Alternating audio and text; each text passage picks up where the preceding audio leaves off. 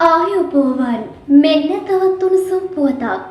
සෝදු ක්‍රීඩා නියාමන අධිකාරිය පිහිටවීම සඳහා විධිවිධාන සැලැස්වීමට අදාළ පනත් කෙටුම්පත ගැසට් මගින් ප්‍රකාශනපත් කර තිබෙනවා.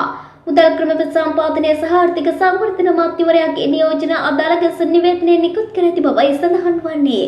සෝදු ක්‍රීඩා නියාමන අධිකාරිය පිහිටවීම සඳහා විධිවිධාන සැලැස්වීම තුළ තරගම තොට්ටු එල්ලීමේ ආඥාපනත සුදු ආඥාපනත සහ කැසිනෝ ආඥාපනත ඉවත් කිරීම ඊට සම්බන්ධ හෝ අනුශාංගික කාරණා සඳහා විධිවිධාන සැලැස්වීම පිණිස මෙම පනත් කෙටුම්පත සකස් කර තිබෙනවා.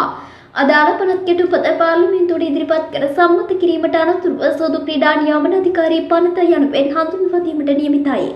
සූදු ක්‍රීඩාවලට අදාළ ආදායම් එකතු කිරීම සූදු ක්‍රීඩාව පවත්වා ගැනීමේදී ඒවායේ විනිතභාවය සහ යාපනය පිළිබඳ සාතික කිරීම සූදු ක්‍රීඩාවලට අදාළ නීති විරෝධී ක්‍රියාකාරකම් වැළැක්වීම ඇතුළු යෝජනා රැසක් ක්‍රියාත්මක කිරීමට මෙම සූදු ක්‍රීඩා නියාමන අධිකාරිය පිහිටුවීමේ අරමුණ වී තිබෙනවා.